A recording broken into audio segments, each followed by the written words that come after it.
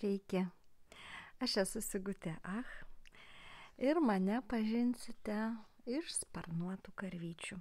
Jau daugiau nei 20 metų aš piešiu šituos visiškai nerimtus personažus ir kažkada mažom raidelėm brūkštelėjus nieko rimto, aš išprognozavau labai didelį įvykį, kuris iš tiesų jau nėra vien tik aš. Tai yra leidykla Nieko rimto, bet jie atsirado man bepaišant šitas romantiškas pievas, tikint, kad tokį pasaulį galima susikurti. Ir dabar jau matom, kad tas pasaulis gyvena, sparnuotas, linksmas ir yra išleidęs daugiau nei 1000 knygų vaikams. Apie tai pasakot labai mėgstu ir pasakoju, bet šiandien noriu pasidalinti apie savo kūrybos pamoką, kurią norėčiau vesti Kultūros paso programoje ir būtent dėl to įrašau šitą video, kad labiau paaiškinčiau, apie ką bus mano naujai sukurta kūrybos pamoka.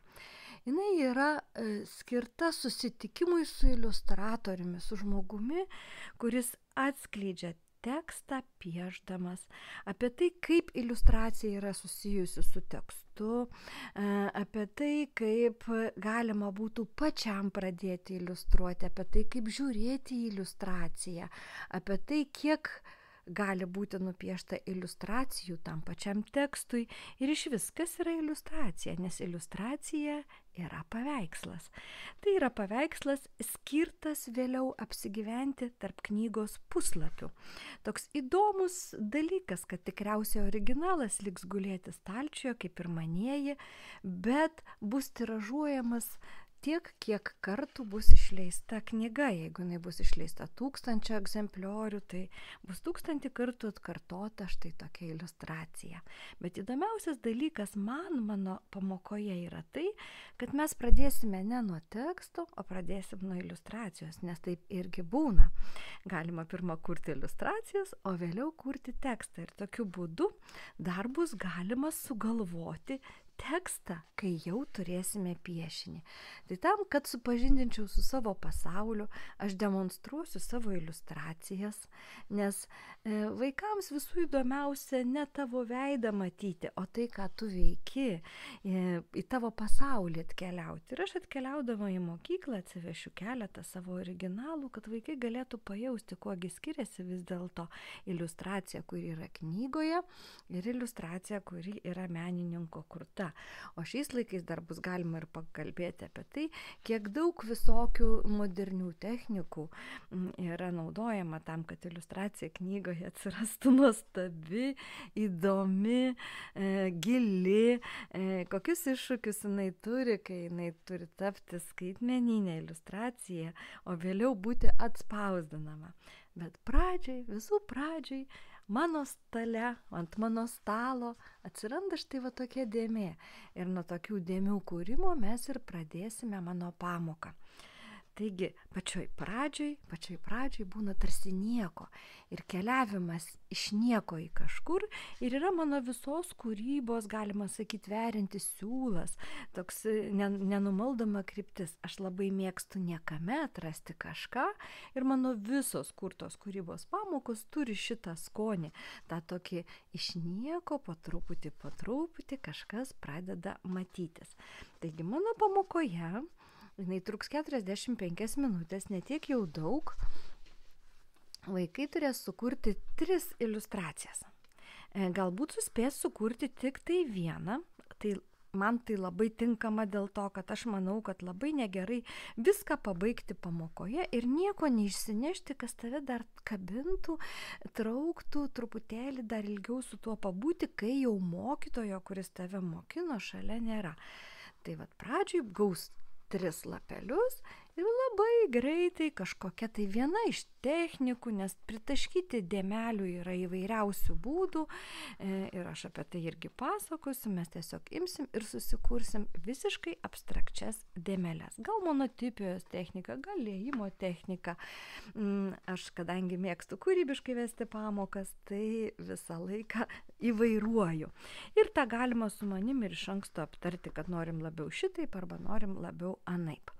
Na štai, ir tada aš jau pademonstruosiu, ką iš tų dėmelių kuriu aš. Kaip man tos dėmelės atsirakina. Nes svarbu pamatyti, kaip autorius valdo pieštuką, ką jisai daro, kaip jisai tą pamato, kaip jis tą išreiškia. Viską bus galima pamatyti, aptarti. Žinoma, gan operatyviai, nes pamoka netrunka labai ilgai. 45 minutės iš tiesų yra labai nedaug, bet aš tikrai telpu. Ir dėl to joje gali dalyvauti tikrai nedideli dalyviai, pirmokai, antrokai, trečiokai, kurie dar kantrybės per daug neturi, ketvirtokai jau gali kiek ir ilgiau. Va, ir tokia maža mano paroda su mano drauge atvažiuojančia kūrybos pamoka visą laiką atvažiuoja. Taigi vaikai turi progą prisiliesti prie mano kūrinių, juos apžiūrėti, aptarti, įsikvėpti ir visos pamokos metu jie guli ant mano stalo ir galima pribėgti ir apžiūrėti. Tai maždaug va taip atrodys jau sukurti vaikų darbai. Čia žinoma yra mano kurti darbai ir šitoje konkrečiai iliustracijoje yra naudojamas žurnalas, nes aš visą laiką noriu atkreipti dėmesį vaikų į aplinką, kad jie stebėtų ją menininko akimis ir kad bet kokia šiukšlytė gali vėliau būti integruota į meno kūrinį. Na, bet galima naudoti ir menišką popierių. Dažnai popierių aš kuriu pati ir atvežu skiautės nuo savo darbo stalo. Ir tai dar vienas įdomumas, va pavyzdžiui, šita skiautelė yra priklijuota, tai yra mano autorinis sukurtas popieriaus lakštelis. Aš tokių visai nemažai padarau kurdama. Va, ir visokius dalykus pridedant mes gausim štai tokius įdomiausius piešinukus. Taigi vaikai iš pamokos išeis tikėtina su 3 kūriniais. Pirmokai labai greit viską sukuria, ketvirtokai lėčiau, nes jau pagalvoja. Tai visa tai yra 3 technikos: grafinio piešimo, dėmelės liejimo, miniatiūros, monotipijos arba koliažo. Žodžiu, koliažas, grafinis piešimas ir monotipija. Maždaug 3 technikos bus ištyrinėtos ir dar bus tekstinė užduotis, nes aš labai noriu, kad vaikai sukurtų kažkokį tai tekstuką, istoriją, pasakojimą. Tai pirmokai darbų narašyti nemoka, bet jie tada pasako žodžiu, bet įvardinti, įžodinti ir prisiliesti prie kūrybinio rašymo aš norėčiau šitoje pamokoje taip pat. Tai va toks, sakyčiau, gan tirštas, su daug visokių temų užjudinantis susitikimas yra mano šita kūrybos pamoka. Aš joje visų labai laukiu ir pati labai noriu būti pakviesta į mokyklas, todėl ir įrašinėju šitą video, kad galėtumėt greitai per 8-9 minutės sužinoti, kogi tikėtis, kaip bus. Aš atsivežu visas priemonės, naudoju tik tas priemonės, kurias naudoju pati kurdama savo iliustracijas, nes man yra svarbu, kad vaikas prisiliestų prie tų priemonių, kurias turi pats menininkas, o ne ten kažkokios raštinės priemonės. Taigi ir popierius, ir akvarelė, ir rašikliai yra tie, kuriuos patikrinus ir mėgstu aš.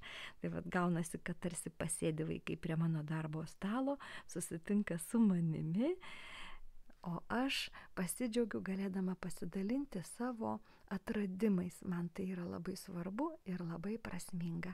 Iki pasimatymo mano kūrybos pamokose. Iki.